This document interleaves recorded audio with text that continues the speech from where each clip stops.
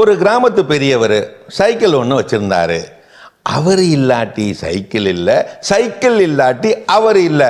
ரெண்டு பேருமே ஒட்டி பிறந்த ரெட்டை குழந்தைங்க மாதிரி அம்புட்டு ஒட்டிக்கிட்டே தெரிஞ்சாங்க. ஓட்டிக்கிட்டே இவரும் அலைஞ்சாரு.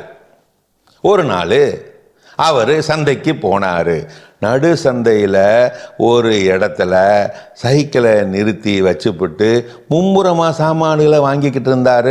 அரை மணி நேரம் கழிச்சு தான் ஞாபகம் வந்துச்சு, ஐயோயோ சைக்கிளை பூட்டலையே, மோசம் போனேனே.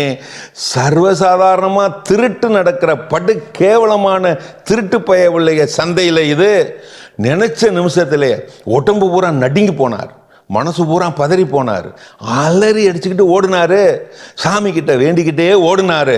வேர்க்க விறுவிறுக்க பறந்து போய் பார்த்தா அங்க அவரோட சைக்கிள் வச்சது மாதிரி வச்ச இடத்துலயே அது பாட்டுக்கு கம்முன்னு நின்றுக்கிட்டு இருந்துச்சு. உடனே நன்றி பெருக்கோட பெருத்த மூச்சை விட்டுக்கிட்டு சாமிக்கு நன்றி சொல்ல முடிவெடுத்தாரு. சைக்கிளை தள்ளிக்கிட்டே பக்கத்து தெருவுக்கு போய் சாலையோர கோவிலுக்கு போனார்.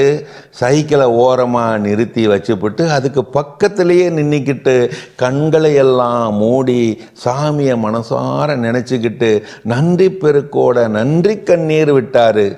வெள்ளந்தியான மனசோட மனசார வேண்டிக்கிட்டு கண்ணை திறந்து பார்த்தா பக்கத்தில் அவரோட சைக்கிளை காணோம், எவனோ தள்ளிட்டு போயிட்டான்.